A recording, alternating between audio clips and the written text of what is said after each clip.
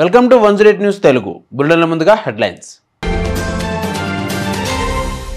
కౌన్ బనేగా కరోడ్పతిలో AP deputy CM Pawan Kalyan. త్వరగా పెళ్లి చేసుకోండి, చైనాలో జనాభా కొరత.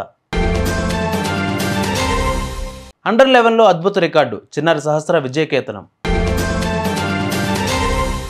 ఇకపై ఆంధ్రాలో వాలంటీర్ అనేవాళ్ళు ఉండరు, టీడీపీ నేత రాజేంద్ర ప్రసాద్ వెల్లడి. కౌన్ బనేగా కరోడ్పతి అత్యంత ప్రజాదరణ కలిగిన షో. దీనికి బాలీవుడ్ లెజెండ్ అమితాబ్ బచ్చన్ హోస్ట్గా వ్యవహరిస్తున్నారు.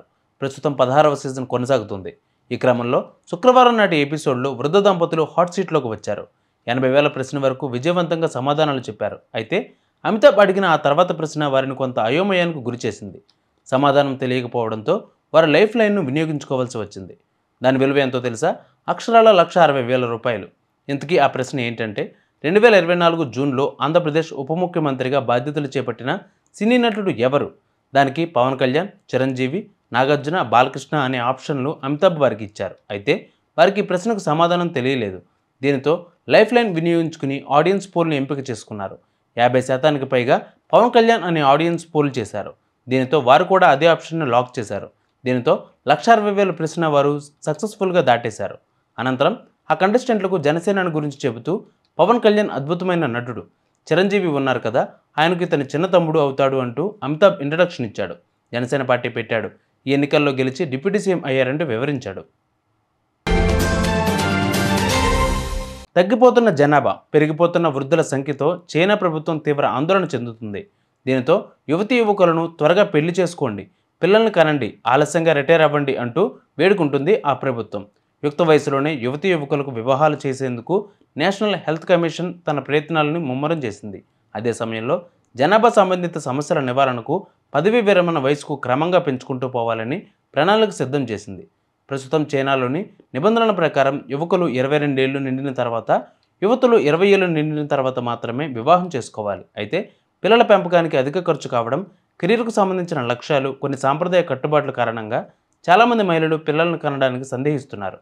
ఈ క్రమంలో త్వరగా పెళ్లి చేసుకుని తొందరగా పిల్లలను కనాలంటూ చైనా నిర్ణయించింది. అందులో భాగంగానే రిటైర్మెంట్ వయసును కూడా పురుషులకు 60 నుంచి 63 ఏళ్లకు, మహిళలకు 50 నుంచి 55 ఏళ్లకు ఆయా ఉద్యోగాలను బట్టి పెంచాలని యోచిస్తుంది.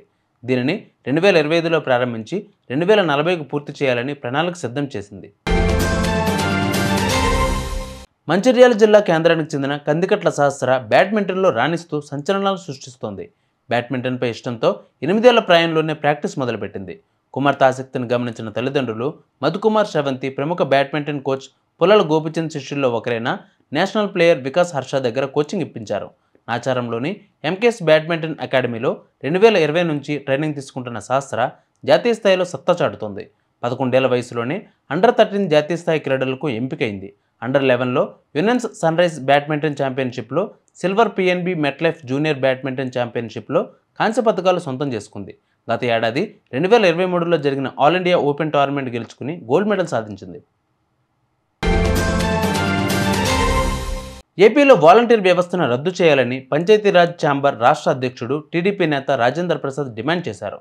వాలంటీర్లకు ఇచ్చే గౌరవ వేతనాన్ని పంచాయతీ కార్యదర్శులు, కౌన్సిలర్లు, ఎంపీటీసీలకు ఇవ్వాలన్నారు.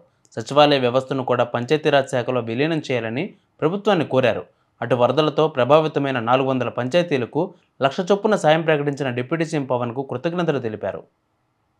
చూసారుగా ఇవి వాళ్ళ బులెటిన్ అప్డేట్స్. మరిన్ని అప్డేట్స్తో మళ్ళీ మీ ముందుకు వస్తాను. అంతవరకు కీప్ వాచింగ్ 108 న్యూస్ తెలుగు.